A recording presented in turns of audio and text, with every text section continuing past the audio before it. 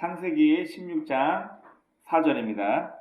아브라함이 하갈과 동침하였더니 하갈이 임신하매 그가 자기의 임신함을 알고 그의 여주인을 멸시한지라. 사례가 아브라함에게 이르되 내가 받는 모욕은 당신이 받아야 옳도다. 내가 나의 여종을 당신의 품에 두었거든. 그가 자기의 임신함을 알고 나를 멸시하니 당신과 나 사이에 여호와께서 판단하시기 원하노라.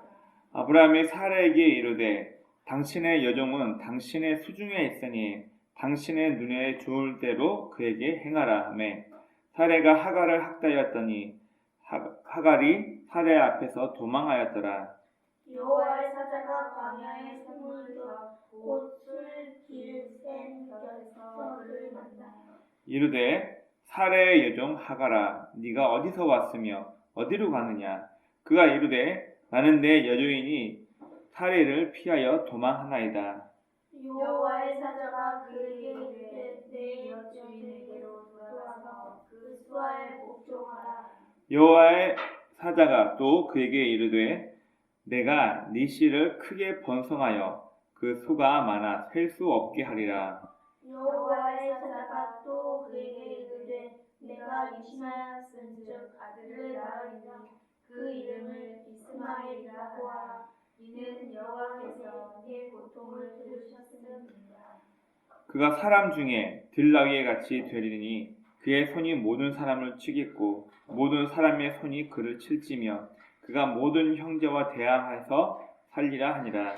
하갈이 자기에게 이르되 여호와의 이름을 나를 살리시는 하나님이라 하였으니 이는 내가 어떻게 여기서 나를 살피시는 하나님을 배웠는고 합니다. 같이 이러므로 그 셈을 부엘라 헤로이라 불렀으며 그것은 가데스와 베렛 사이에 있더라. 아멘. 기도하겠습니다. 하나님, 오늘 우리에게 예배드릴 수 있는 귀한 건강과 마음을 주신 주님께 감사드립니다. 하나님, 오늘은 학대 속으로 들어가라는 제목을 가지고 함께 주의 말씀을 나누기 원합니다. 우리 인간적인 사람이 원하는 것보다 하나님께서 우리에게 요구하시고 하나님의 크신 계획이 무엇인지 말씀을 통해 이야기하시고 또 성경을 통하여서 우리들 또한 어떤 삶을 살아야 할지 한번 고민하며 다시 한번 주님 말씀을 깊이 묵상하며 우리의 삶이 주님 말씀을 따라갈 수 있도록 인도하여 주옵소서. 하나님, 예배의 시작입니다. 마치는 모든 순간까지 주께서 함께 하시고 인도해 주실 것 믿사하며 우리 구주 예수님 이름으로 감사하며 기도드립니다. 우리가 지난주에는 인간적인 재물이나 명예보다 하나님의 도우심을 더 요구하고 바랬던 아브라함 얘기에서 들었습니다. 소돔 왕이 엄청난 재물과 명예로 아브라함을 치부하려고 했을 때 아브라함이 거절하죠. 하나님께서 나를 축복하시고 하나님께서 나를 복의 근원 삼아 주셔야 되는데 사람을 통해서 사람이 내게 준 재물 때문에 내가 부자가 됐다는 것을 아브라함이 거절하는 부분을 통해서 아브라함은 비록 그도 연약하고요 실수 많은 사람이었지만 철저하게 하나님의 약속을 붙잡고 있는 사람이었구나라는 것을 우리가 함께 말씀을 나누었습니다. 오늘 우리가 읽은 이 본문은 하나님께서 아브라함에게 내가 너를 통해서 큰 민족을 이루겠다. 그리고 우리 지난주에 함께 나눴던 15장 1절부터 6절까지 말씀해 보면은 하나님께서 네 몸에서 네 아들이 큰 민족을 이룰 것이다 약속을 하십니다.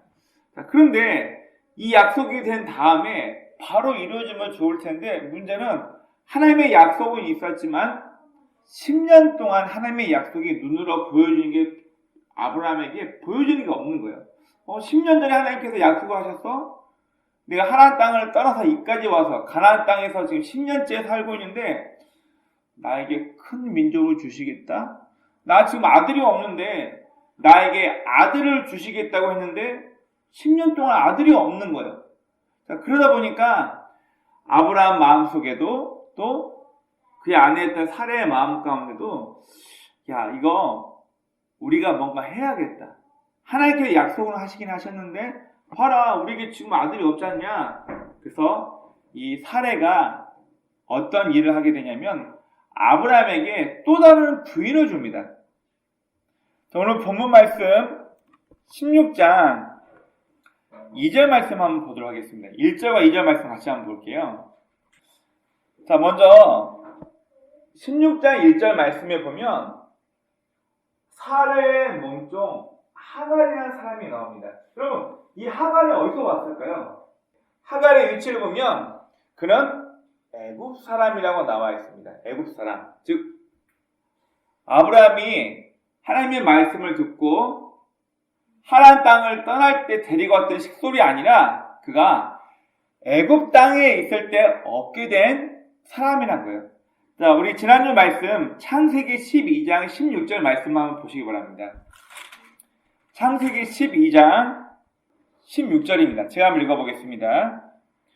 이에 바로가 그로 말미암아 아브라함을 후대함으로 아브라함이 양과 소와 노비와 암수 나귀와 낙타를 얻었더라.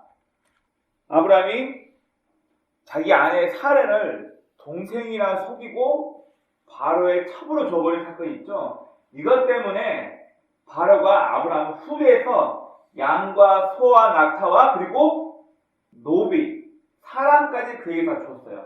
자, 그 당시에는 여자를 자기의 아내로 데려오거나 자기가 원하는 여자를 데리고 올 때는 그의 아버지나 오빠에게 지참금을 줘요. 1년치 월급을 보통 준다고 했죠. 지참금을 주는 제도가 있었기 때문에 바로도 아브라함이 오빠라 그랬기 때문에 사레를 데려오기 위해서 지참금으로 수많은 양과 노비와 이걸 다 줬을 때 그때 그 노비로 끌려왔던 사람이 바로 애굽 사람 하갈이라고 보통 학자들이 얘기를 합니다. 그런데 문제는 하나님의 약속을 받고 하나님 땅을 떠나 가나안 땅에 온 지 10년이나 지났는데 하나님의 약속하신 애가 없는 거예요. 지금도. 창세기 15장에서는 내 종 다메섹 사람 엘리멜렉을 내가 이 사람을 내가 내 후계자를 세우겠다. 15장에 갑자기 하나님께서 아니다. 네 몸에서 나시 네 아들이 큰 민족을 이루실 거다. 그 말을 하는 거예요. 근데 10년 동안 아들이 안 생긴 거예요. 우리 본문 16장 2절 말씀을 보면 사레가 임신을 하지 못하니까 아들을 낳지 애를 낳을 수 있는 몸이 아니기 때문에 그가 어떤 선택을 하게 되냐면 여보 나에게 애굽에서 데리고 나온 하갈이란 몸종이 있으니까 내가 이 여자를 당신 부인으로 줄 테니까 걔와 동침해서 애를 낳으세요. 그걸 누가 계획을 하냐면 사레가 계획을 합니다. 자, 2절과 3절 말씀 보면 사레의 인간적인 방법이 나와요. 근데 제가 이 본문을 준비하면서 원어 성경을 보니까 재밌는 단어가 나오는데요. 무슨 단어냐면 포로엘이라는 말이 나오는데 이게 무슨 말이냐면은 강권하여 주기적으로 함께 거하게 그 단어가 나왔어요. 이거는 사레가 아브라함에게 애 낳을 때까지 그냥 동침만 하고 그 얘기 아니라 아예 함께 살라고 강권을 해버립니다. 누가요? 사레가요. 그럼 생각해 보시죠. 내가 본 부인인데 애가 없으니까 다른 여자, 자기의 몸종이었던 하레를 아브라함과 아예 함께 살게끔 해버리는 거예요. 이게 누구 계획이냐면 사레 본인의 계획입니다. 자, 그런데 문제가 본문 4절부터 5절 말씀 보면 인간적이었던 사레의 계획이 완전히 틀어지는 부분이 나옵니다.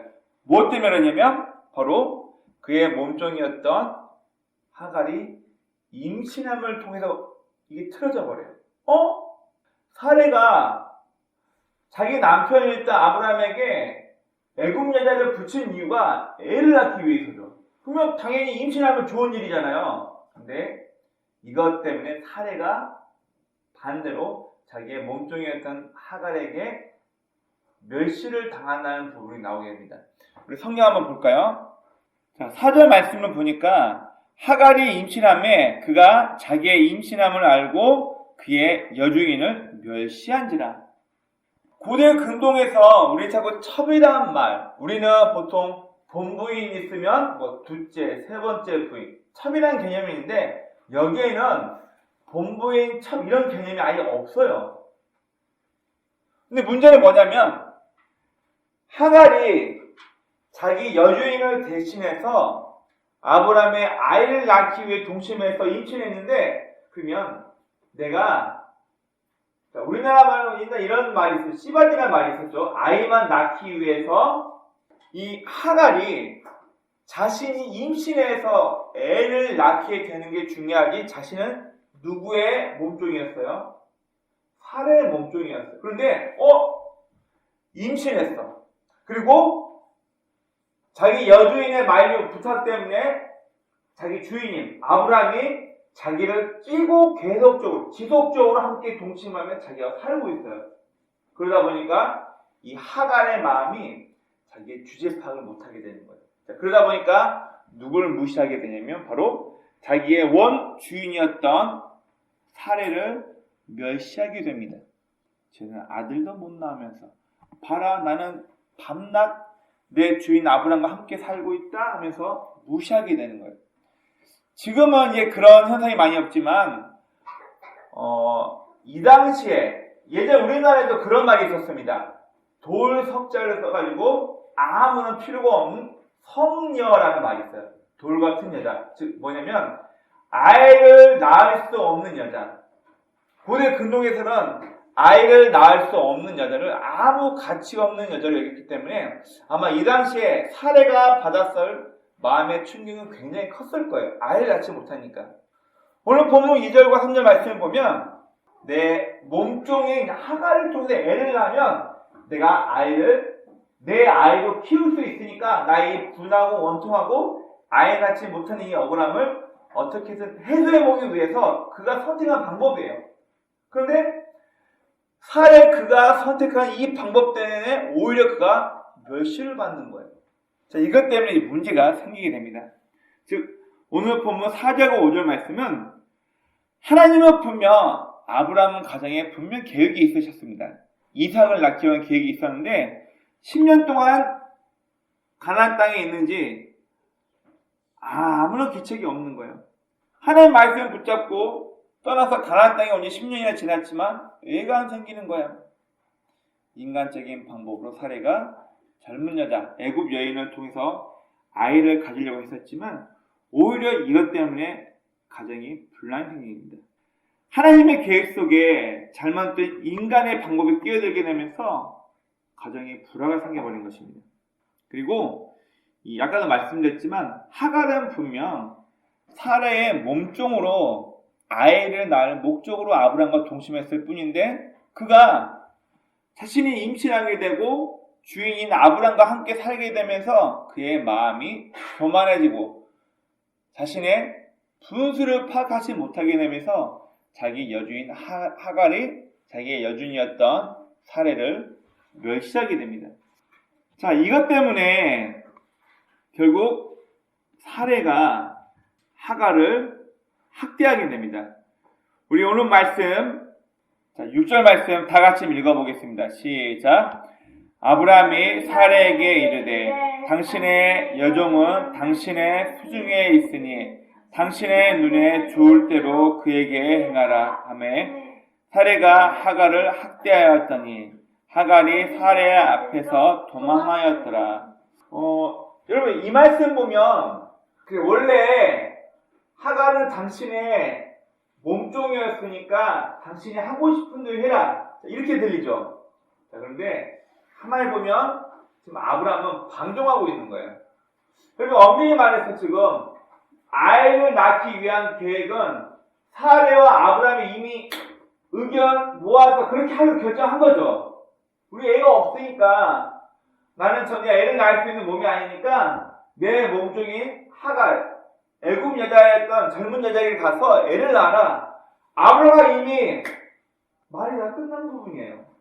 이미 아브라함과 사례 사이에 이렇게 하기로 결정을 하고 지금 아이를 임신하게 되었는데 문제는 뭐냐면 사례가 봤을 때 아브라함의 태도에도 문제가 있었고 또한 그 아브라함부터 사랑받고 총애를 받으니까 태도가 변해버린 하갈 때문에 사례가 자꾸 멸시를 받으니까 이 사례가 화가 나가지고 아브라함에게 말합니다. 야, 이거 순전 당신 때문이야. 누가 계획했어요? 사례가 계획해놓고 자기의 계획 때문에 자신이 업신여긴 먹고 또 멸시를 받으니까 화가 나서 아브라함에게 오히려 당신 때문에 내가 받는 이 모욕은 다 당신이 당해야 된다. 나와 하나님 사이에 하나님이 이거 좀 봐줘야 된다. 자기 감정을 이기지 못하고 아브라함에게 막 쏘아붙이는 사례의 모습.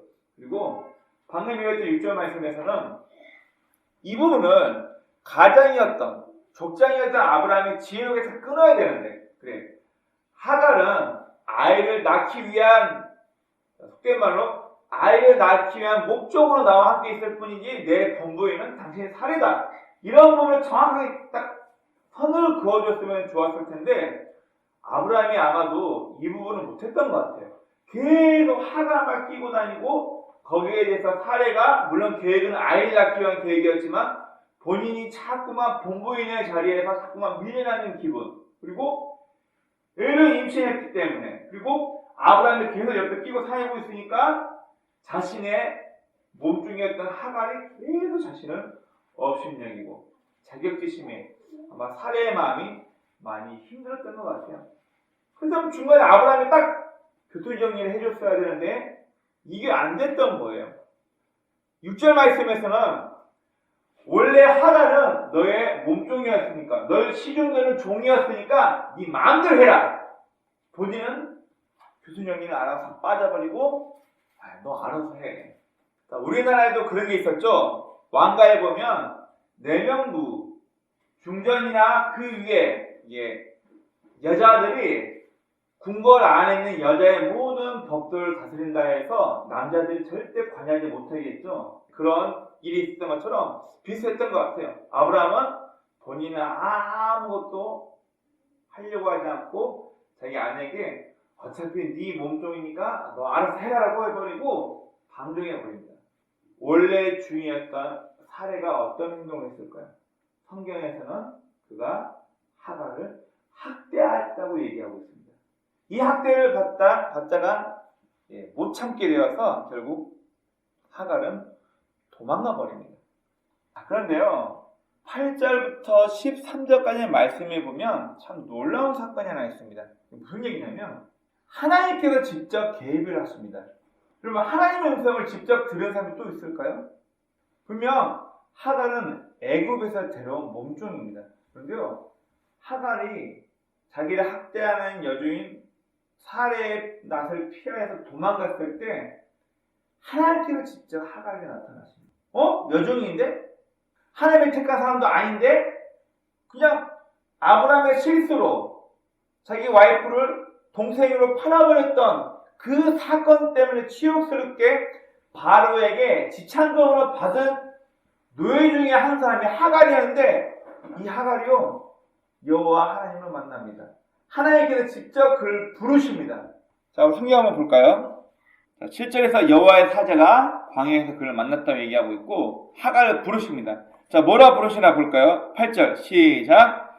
이르되 사례의 여종 하갈아 네가 어디서 왔으며 어디로 가느냐. 그가 이르되 나는 내 여종인 사례를 피하여 도망하나이다. 여러분 성경에서 하나님께서 직접 나타나서 대화했다는 사람 극히 드문데요. 우리가 무시했던 애굽 사람, 하나님이 선택한 사람도 아니고 애굽의 노예였던 애굽의 노비로 들어왔던 사례의 여종이었던 하갈이요 도망갔다가 여호와 하나님을 만나고 여호와 하나님과 대화를 합니다. 좀 놀랍지 않나요? 전 여기서 어떤 생각이 들었었냐면 비록 그가 시작은 애굽이라는 나라의 노예로 시작되었지만 그가 아브라함 집안으로 들어오게 되면서 하나님 여호와가 어떤 분인지 알게 되는 신앙이 그에게까지 전수되었다는 것을 얘기합니다. 여러분 이것보다 더 중요한 게 어디 있을까요? 부모를 통해서 자녀가 신앙이 전수되어서 여호와 하나님을 아는 신앙이 되었다면 이것보다 중요한 게 어디 있을까요? 우리가 일하고 있는 회사의 리더나 사장을 통해서 그의 지하 부하 직원들에게 하나님을 아는 신앙이 전수되었다면 이것보다 선한 영향이 어디 있을까요? 성경은 어떻게 해서 애굽 사람 하갈이 여호와 하나님을 알게 되었고 하나님이 직접 나타나고 하나님 여호와께 자신의 사정을 얘기했을 정도 신앙이 되었는지 저는 잘 모르겠습니다. 그러나 성경에서는 하나님께서 직접 개입하셔서 이 사건에서 하갈을 부르시고 하갈을 통해서 태어난 아이에 대해서 하나님께서 얘기하시는 부분이 나옵니다. 8절 말씀을 다시 한번 볼까요? 하나님께서 다정하게 하갈아 이렇게 부르지 않고요. 앞에 뭔가를 붙여서 불러주십니다. 사레의 여종 하갈아. 여러분 이 말은요 굉장히 중요한 의미가 있습니다. 네 신분을 알아라. 너 지금 네 주인 아브라함의 애를 임신하고 나서 네가 굉장히 기고만장해졌는데 너 신분은 사레의 몸종이야. 하나님께서 그렇게 부르세요. 하갈이라고 부르지 않고 사레의 몸종 하갈아 네 신분을 알라라고 말씀하시는 겁니다. 여러분 비슷한 얘기로 마태복음 1장을 보면 족보 이야기가 나옵니다. 그렇죠? 마태복음 1장 6절에 보면 솔로몬이 어떻게 태어난가에 대해서 성경은 명확하게 다윗이 했던 치고 그의 실수를 다 드러내고 성경은 기록했습니다. 족보인데요. 그것도 이스라엘 사람들이 자랑스럽게 생각하는 족보인데 이 마태복음 1장 6절에 뭐라 기록하고 있냐면 다윗은 우리아의 아내 밧세바를 통해서 솔로몬을 낳았다고 족보에 기록해놨습니다. 다윗의 아내가 아니고요. 다윗은 남편이었던 우리아의 아내였던 밧세바를 통해서 애를 낳은 게 솔로몬이라고 명확하게 기록하고 있습니다. 왜요? 성경은 다윗이 왕이었기 때문에 그가 저지른 실수와 만행을 덮어버리고 좋은 쪽으로 얘기한 게 아니라 우리에게 알려주기를 원합니다. 그가 비록 왕이었지만 자기가 충직했던 부하 우리아를 죽이고 그 아내를 빼앗아 버리는데 성경은 명확하게 이런 잘못된 이 사건을 통해서도 하나님의 계획이 계속해서 끊임없이 연결되고 있다는 것을 이 마태복음 1장 족보를 통해서 보여주는 것입니다. 바로 네 신분을 알라는 거예요. 네 주의 파악을 하라는 거예요. 그래서 하나님께서는 사레의 학대를 피해서 도망 나온 하갈을 만났을 때 하갈아 너 어디로 가냐 이렇게 부르신 게 아니고 사레 노예인 사레의 몸종인 하갈아 네가 어디로 와서 어디로 피났냐라고 다시 한번 하갈의 자신의 잊어버렸던 본분 자신의 신분이 무엇인지를 하나님께서 다시 한번 그를 불러주십니다. 사레 여종 하갈아 너는 사레의 여종이다. 네 신분을 잃지 말아라. 네가 누구인지를 기억해라고 그를 다시 한번 불러주십니다. 그리고 13절 보겠습니다. 물론 이스마엘 얘기를 하시긴 한데 오늘 중요한 부분은 하갈의 신앙고백입니다. 신앙고백 13절 말씀 한번 보겠습니다. 자, 다 같이 13절 읽어보겠습니다. 시작. 하갈이 자기에게 이르신 여호와의 이름을 나를 살피시는 하나님이라 하였으니 이는 내가 어떻게 여기서 나를 살피시는 하나님을 배우는고 함이라. 자, 그래서 부엘가 살펴보다 헤로이란 말이 뭐냐면 우물가에서 나를 살피신 나를 보고 있는 하나님 그런 뜻이에요. 이게 무슨 의미냐면요. 여러분 애굽이라는 나라는 여호와 하나님에 대한 신앙이 없는 나라예요. 우리가 출애굽기에 보면 10가지 제한 나오죠. 이들이 다 신으로 섬기고 있는 거예요. 이제 영화에 보면 호루스 그리고 태양신 라 고대 이집트는 왕을 태양신 라의 아들이라고 해요. 태양의 신의 아들이기 때문에 그 권세가 어마어마하겠죠. 자, 이렇듯 다신을 섬기고 있던 이집트에서 태어난 이집트 출신이었던 하갈이 아브라함의 집안으로 들어오고 난 이후 그의 삶이 그의 신앙의 목표가 바뀌었다는 것을 얘기하고 있고 또 자기 여주인의 학대를 피해서 나온 하갈은 광야에서 여호와 하나님을 만나게 되고 그 옆에 샘 곁에서 하나님을 만나고 난 이후 그가 불렀던 명칭이 있습니다. 이 샘 곁에서 여호와 하나님이 나를 찾고 계셨구나, 나를 지키고 계셨구나. 이 이름을 부엘로 헤로이, 명칭을 부르면서 자신의 신앙을 고백해 버립니다. 이방인이었던 하갈은 바로 이 사건 본문을 통해서 여호와 하나님을 인정하는 신앙 고백을 하게 됩니다. 우리가 본 이 오늘 본문 말씀에는 몇 가지 중요한 사건들이 숨어 있습니다. 네, 첫 번째로 아브라함과 사레는 인간적인 계획을 통해서 하나님이 약속하신 자녀를 낳으려고 계획했었습니다. 그러나 인간의 계획으로는 하나님의 뜻을 절대 이룰 수 없다는 것을 본문은 얘기하고 있어요.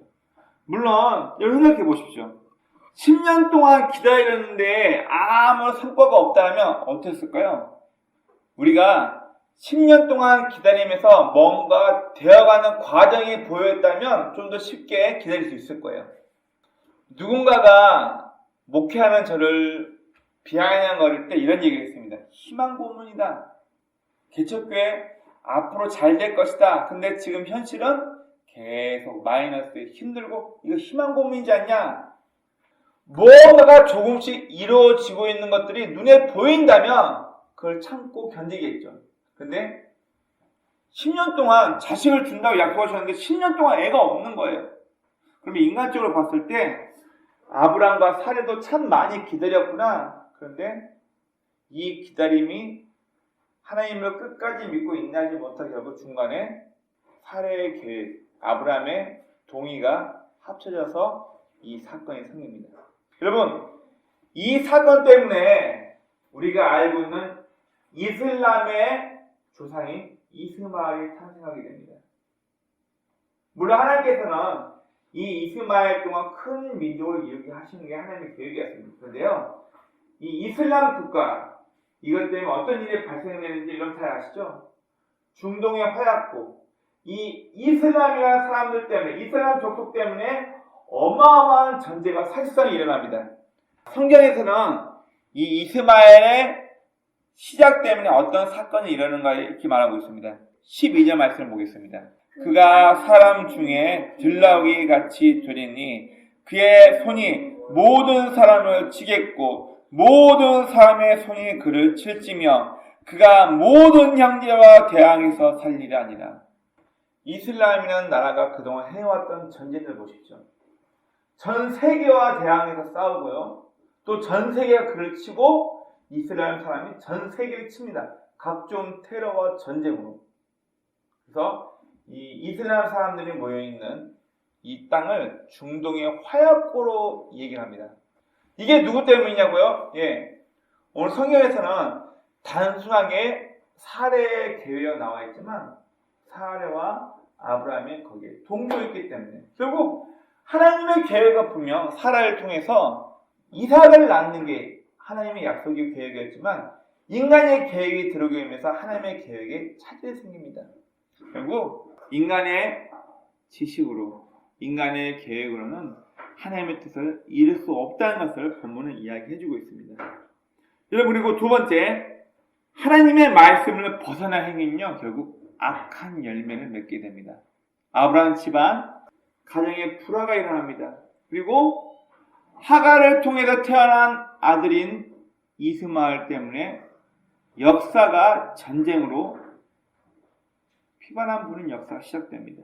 다음 세 번째, 오늘 본문에서는 인간의 갈등을 해결하기 위해서 관여하시는 여호와 하나님을 우리가 볼 수가 있습니다. 여러분 아까 말씀 봤던 것처럼 8절에서 하나님께서 굳이 나타나지 않으셔도 될 것 같은데 하나님께서 나타나셔서 8절에서 사레의 여종 하가라라고 부르십니다. 그리고 뭐라 말씀하시죠? 네 아들이 태어날 건데 이스마엘이고 그 이스마엘이 큰 나라가 될 거고 그 형제들과 맨날 싸움질하면서 사는 민족이 될 것이다 그런 얘기를 하세요. 그런데 그 전에 하나님께서 사레에게로 돌아가는 말씀하십니다. 너 학대받다가 왔지? 도망가지 말고 네 여주인에게 돌아가라 말씀하십니다. 그런데요, 네 여주인에게 돌아가는 이 원어 본문을 보니까 하갈 입장에서는 참혹한 이야기를 하는 게 사실입니다. 우리 성경 한번 볼까요? 자, 8절 말씀 보면 너 어디로 도망가냐 하니까 내 여주인이 날 너무 학대해서 도망쳤습니다라고 하나님께 말씀해요. 그러니까 하나님께서 뭐라고 말씀하신가 봅시다. 9절 여호와의 사자가 그에게 이르되 네 여주인에게로 돌아가서 그의 수하에 복종하라. 우리 한국말로 번역된 걸 보면 다시 그냥 네 여주인에게로 돌아가라 나와 있죠. 원어 성경 보면 굉장히 지독한 단어가 쓰여 있습니다. 뭐라 나와 있냐면 너를 학대하는 네 여주인 밑에 학대 당하러 들어가라 이렇게 나와 있어요. 이 학대하는 단어가 뭐냐면 하나님께서 너의 후손들이 다른 나라의 사람들에게 학대당할 것이다. 애국 사람들 말이죠. 출애굽하기 전에. 그리고 출애굽서에 보면 이스라엘 백성들이 학대받기 때문에 하나님 여호와께 부르짖는 그 소리가 여호와 앞에 상달되었다 말이 나오거든요. 그 학대하고 여기 나올 학대하는 단어가 똑같아요. 근데 하나님은 네 여주인의 학대 속으로 일부러 들어가라고 하갈에게 명령하십니다. 사례가 자신을 너무 괴롭히니까, 자신을 학대하니까 이게 싫어서 도망쳐 왔는데 여호와 하나님은 그 학대 속으로 다시 들어가라고 명령하십니다. 하갈 싫어서, 하갈 꼴보기 싫으니까, 하갈 너 좀 당해도 싸. 그래서 하갈을 다시 학대받는 여주인 속으로 들어가라 말씀했을까요? 아니요. 오늘 우리가 말씀 나누고 있는 이 주제처럼 학대 속으로 들어가라고 명령하신 이유는 하나님께서는 기회를 주신 거예요. 무슨 기회를 주시냐고요? 바로 아이를 임신한 것 때문에 자신의 주인은 아브라함이 자신을 계속 끼고 사는 것 때문에 자신의 본분을 잊어버리고 여주인을 멸시했던 것. 여러분 어떻게 보면 하나님은 지금 하갈을 다시 사례에게 돌아가라고 학대받는 그 밑으로 들어가라고 명령하신 이유는 두 가지 이유가 있습니다. 첫 번째는 잘못됐던 관계, 너와 네 여주인의 관계를 다시 새롭게 하라고 말씀하시는 거예요. 과거를 바꿀 수 없지만 지금 어떻게 본다면은 사례에게도 인간적인 선택이나 사례에게도 문제도 있긴 하지만 아브라함의 한 태도 때문에 임신하고 나서 그가 받고 있는 대우가 완전히 달라졌기 때문에 사례를 멸시하고 무시했던 그의 태도를 바꾸고 너는 어떻든 사례의 몸종 하갈이라는 것을 하나님께서 다시 한번 깨우치게 주시면서 다시 학대받는 네 여주인이 밑으로 들어가서 관계를 회복할 수 있도록 하나님께서 도우시는 겁니다. 그리고 두 번째, 왜 이스라엘 사람들이요 요셉에 의해서 애굽을 다 건너갔나요? 흉년 때 하나님께서는 그 당시 강대국이었던 이집트를 통해서 하나님의 백성 이스라엘 사람들이 많아질 때까지 그를 애굽이라는 나라에서 보호하게 하셨던 거예요. 그리고 이것과 똑같이 하나님께서는 이스마엘이라는 아이가 태어난 그 아이가 건강하게 바르게 자라도록 하기 위해서 건전한 가정에서 테두리 안에서 키워져야 돼요. 그렇기 때문에 하나님께서는 아브라함의 가정을 통해서 훗날 이스마엘이라는 나라가 이슬람 국가가 나올 때까지 이를 보호하기 위해서 다시 사례의 학대 밑으로 들어가라고 이야기를 하신 겁니다. 바로 하나님께서는 이 본문을 통해서 하나님께서는 과거를 바꾸시지 않아요. 과거에 내가 했던, 과거에 여러분들 했던 실수나 잘못을 바꾸시는 분이 아니고요. 그건 이미 우리의 선택을 통해 이미 엎질러진 물이에요. 우리가 해서는 안 되는 행동을 통해서, 우리가 잘못된 태도를 통해서 갈등이 이미 벌어져버린 인간관계예요. 하지만 새롭게 다시 시작할 수 있다는 것을 우리에게 보여주고 있습니다. 김용기 선교사님이라는 분이 아주 중요한 얘기를 하셨습니다. 무슨 얘기를 했냐면 수많은 청년들이 나는 앞으로 하나님을 위해서 일을 할 거야. 나는 앞으로 선교사가 되고 나는 앞으로 목사가 되고 나는 앞으로 큰 기독교 CEO가 돼서 이런 어마어마한 큰 일을 할 거야. 비전을 품습니다. 죄송한데요. 이 김용기 선교사님이 어떤 얘기를 했냐면 하나님이 여러분 마음속에 나 앞으로 이렇게 큰 인물이 될 거야. 이렇게 많은 멋지고 큰 훌륭한 일을 해낼 거야. 비전을 주시기 전에 여러분 눈앞에 현실을 주셨습니다. 지금 당장 이 현실에서 내가 공부해야 됩니다. 지금 당장 이 현실에서는 호르몬이 모시면서 밤마다 녹아내고 힘들게 하면서 하는 이 현실이 있습니다. 이 현실을 극복해야지만 하나님께서 나에게 주신 이 비전을 내가 성취할 수 있습니다라는 얘기가 있습니다. 20세기 기독교 변증가로 알려있고 또 우리 아이들에게는 나니아 연대기라는 이야기를 쓴 책으로 유명한 C.S. 루이스라는 분이 스크루테이지의 편지라는 책에서 이런 얘기를 합니다. 스크루테이지가 누구냐면 악마 장교예요. 장군 악마인데 자기 조카 마귀가 새로 들어왔을 때 내가 기독교인들을, 예수 믿는 사람들을 이렇게 타락시켰다라고 자신의 전력을 조카 마귀에게 그들을 얘기해 주는 게 책으로 나온 게 있는데 그게 바로 스크루테이지의 편지라는 책에 나와 있습니다. 거기에 보면 재밌는 내용이요. 똑같은 내용이 나와 있습니다. 무슨 얘기냐면 지금 현실에 집중하지 못하게 만들고 나중에 미래의 큰 꿈만 꾸게 해라. 무슨 얘기예요? 지금 성실하게 자기 자신을 준비하고 다듬어야지만 미래가 되겠죠. 지금 현실을 무시하게 만들고 허황된 미래의 꿈만 꾸게 만든 이게 마귀의 전략이라는 거예요. 그 책에서는 그렇게 소개하고 있습니다. 그럼 하나님은 우리에게 위대한 비전을 주시기 전에 우리들에게 현실을 주셨습니다. 하나님, 저는 믿음을 가지고 불쌍한 사람을 도와주면서 또 사회적인 기업도 크게 만들어서 예수의 이름으로 명성을 날리고 사람들에게 하나님의 이름을 내가 이렇게 높일 수 있는 사회적인 건설가, 기업가가 되고 싶은데 왜 제 현실은 부모가 이혼하고 아직도 학비 문제 때문에 날마다 알바를 해야 되고 왜 내 인생은 이건가요? 나에게 원대인 꿈과 비전이 있는데요. 여러분 하나님은 알라딘의 요술램프처럼 짠 하고 나타나서 우리를 확 도와주는 자입니다. 우리가 내일 우리의 먼 미래에 우리가 원하고 소망하는 훌륭한 인물, 훌륭하고 영향력 있는 사람이 되기 위해서는 어제부터 지금까지 내 자신, 내게 닥쳐져 있는 이 현실을 하나씩 밟아 올라오지 않으면 어제부터 지금까지 오늘까지 나를 잘 준비시키지 않으면 내일의 나는 존재하지 않는다는 것을 이야기하고 있는 것입니다. 현실을 참고 인내하며 준비할 수 없다면 우리에게 크고 원대한 비전은 결코 이루어질 수 없습니다. 여러분, 하나님은요 철저하게 사랑과 현실을 통해서 일하시지 마치 만화처럼 알라딘의 요술램프처럼 똑 하면 모든 게 확 바뀌게끔 우리에게 일하시지 않습니다. 즉 하나님은 우리에 놓여있는 현실과 우리 주변 사람을 통해서 일하신다는 거예요. 우리 성경 사무엘하 7장 14절 말씀을 제가 한번 보도록 하겠습니다. 이 사무엘하 7장 14절에 어떤 내용이냐면 다윗이 나는 이렇게 좋은 백향으로 만든 궁궐에 살고 있는데 하나님의 언약궤는 성전도 없고 텐트 성막 안에 있네. 속상해.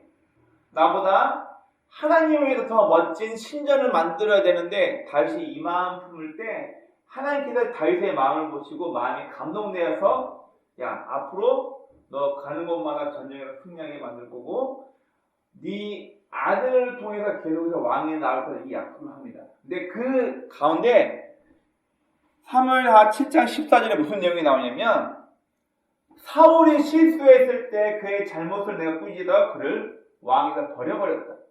그런데 네 자식은 사울처럼 하지 않겠다 약속하시는 거예요. 그러면 무슨 말씀하시는지 아세요?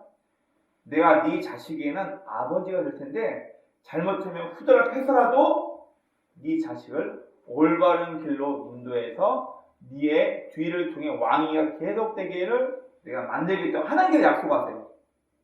사무엘하 7장 14절 보면 사람의 매와 인생 채찍으로 그를 징계하여 돌아오게 할 것이다 라고 말씀하십니다.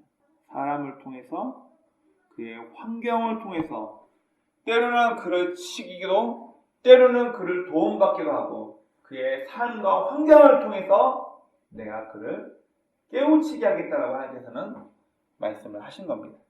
여러분 하나님은 우리 인간들의 성공이나 실패나 기쁨, 또 좌절들을 통해서 그가 만나는 사람을 통해서 우리를 만들어 가시는 것이 하나님의 방법입니다. 지금까지 저와 여러분들이 만난 사람들, 저와 여러분들이 겪게 된 다양한 사건들이 결국은 이것들을 통해서 하나님은 저와 여러분들을 만들고 있다는 것을 우리는 깨달아야 합니다. 혹시 지금 삶이 좀 힘들고 어렵지 않습니까? 코로나 이후 물질적으로 어렵기도 하고 또 사람 때문에 때로는 누군가에게 배신을 당하고 마음이 아플 수도 있습니다. 혹시 억울한 이유 때문에 내 뜻대로 이루어지지 않아서 이것 때문에 혹시 불평하고 계십니까? 여러분, 하갈에게 나타난 하나님의 음성을 기억하십시오. 도망 나온 하갈에게 하갈아 너 힘들지? 너 괴롭지? 이렇게 하나님 말씀하지 않았어요. 사례의 여종 하갈아 너 누구냐? 너의 신분이 무엇이냐를 하나님이 명확히 일깨워주시면서 사례의 여종 하갈아 너 어디서 왔으며 어디로 가고 있냐? 그를 부르십니다. 그리고 난 하나님은 그를 다시 한번 학대하는 네 여종의 밑으로 다시 돌아가라고 그렇게 명령하십니다. 어쩌면 하나님은 이 하갈에게 나타나셨던 것처럼 지금 여러 가지로 고난받고 억울하고 힘들고 갈 길을 알지 못하는 우리에게도 똑같이 말씀하실 수 있습니다. 너 신분이 뭐냐? 네가 이 땅을 사는 이유와 목적이 뭐냐? 네 주제 파악을 하고 내가 너에게 이런 행복과 축복과 기쁨을 주는 이유는 내가 지금 너에게 있는 좌절과 시련과 아픔과 어려운 배신을 주는 이유는 널 향한 계획이 있다는 것을 하나님께서 우리에게 말씀하기 원하십니다. 오늘 이 본문을 통해서 하나님의 약속을 끝까지 기다리지 못하고 인간적인 방법을 선택한 아브라함과 사레, 그리고 자신의 본분을 잊어버리고 그 여주인의 멸시함을 통해서 오히려 더 관계가 깨지고 학대받으며 도망갔던 하갈. 하나님께서는 이런 사람의 인생에 개입하셔서 사람을 통해서 깨우치게 만드십니다. 자신이 계획한 일 때문에 자신이 멸시를 받는 사례. 자신이 주인의 아들이 임신했다는 것 때문에 기고만장해져서 오히려 반대로 자신의 여주인에게 학대받아 도망가는 하갈. 하나님께서는 이 아브라함의 가정에 직접 개입하셔서 신앙이 없었던 이집트 출신의 몸뚱이였던 하갈을 통해서 하나님은 다시 한번 그의 신앙 고백을 듣게 되시고 하갈을 통해서 이스마엘이라는 큰 민족을 준비하시게 됩니다. 사례의 여종 하갈아, 우리의 현 주소, 네 상태를 알라는 거예요. 네가 지금 어떤 존재인지를 기고만장하지 말고 다시 한번 네 믿음의 현 주소를 파악하라는 얘기입니다. 학대받는 여주인 밑으로 돌아가라. 널 향한 큰 계획이 있으니까 참고 잘못된 관계를 다시 회복하라고 하나님께서는 우리에게 말씀하고 계십니다. 여러분, 하나님께서는 우리가 선택한 실수를 없는 것처럼 바꾸시지 않습니다. 제가 어린 자녀들을 키워보니까요, 물론 가끔은 화도 나기도 하고 짜증도 나기도 하는데요, 어린 자녀들을 키워보니까 사고는 애들이 다 쳐. 뭐 집안에 물건 부시고 다 그어놓고 사고는 애들이 다 치고 그 뒷감당은 누가 다 해요? 엄마 아빠가 다 해요. 제가 그런 생각을 해봤습니다. 할아버지 할머니는 마냥 애들이 이뻐해요. 왜요? 당연하죠. 뒷감당 안 해도 되니까. 누가 뭐든 뒷감당을 하는 거예요. 네, 엄마 아빠가 자식들이 사고 친 걸 다 뒷감당합니다. 그래서 엄마 아빠는 무서울 수밖에 없어요. 여러분, 그래서 이걸 기억합시다. 하나님은 우리의 할아버지 할머니가 절대로 아니에요. 우리를 책임지시고 교육해야 될 의무가 있는 부모이기 때문에 하나님은 우리의 아버지시지 우리를 마냥 이뻐하기만 하는 하나님 할아버지가 아니에요. 여러분, 우리의 연약함 때문에, 우리의 아둔함 때문에 우리가 과거의 죄와 실수, 허물 혹은 누군가 갈등이 벌어진 것, 그걸 뒤바꿀 수는 없습니다. 이미 벌어진 일이기 때문에. 하지만 우리가 지금 놓여있는 이 환경과 상황을 새롭게 할 수 있는 계기를 하나님께서는 우리에게 주십니다. 우리 자신의 현 주소를 깨닫고 우리에게 어그러져 있던 삶의 관계가 있다면, 우리에게 어그러져 있고 잘못되어 있는 길로 가고 있는 우리 삶의 모습이 있다면, 오늘 가정불화로 끝났을 아브라함 가정에 직접 계획하셔서 나타나셔서 하갈에게 나타나셔서 그를 다시 학대받는 여주인의 밑으로 들어가는 말씀을 통해서 하갈에게 다시 한번 하나님의 약속이 있었던 것처럼, 여러분 어쩌면 지금 오늘 우리에게도 똑같이 하나님이 요구하실 수도 있습니다. 우리가 원치 않을 수 있지만 학대받는 이 여주인의 밑으로 들어가라. 너 누구냐? 사례의 여종 하갈아. 똑같이 우리에게도 너의 본분이 무엇이냐? 네가 왜 이 땅을 살아가고 있냐? 우리에게 똑같이 하나님께서는 질문하고 계실 것입니다. 우리 다시 한번 오늘 말씀을 기억하시면서 우리의 현 주소가 무엇인가? 내가 왜 이 땅에 살고 있지? 내가 왜 이런 직분을 가지고 신앙인으로 살고 있지? 우리의 믿음의 현 주소를 확인하고 우리 주변에 어그러져 있고 잘못된 관계가 있다면 다시 한번 새롭게 이 관계를 해결하고 회복시킬 수 있는 축복이 우리들 모두에게 있길 주의 이름으로 축원합니다.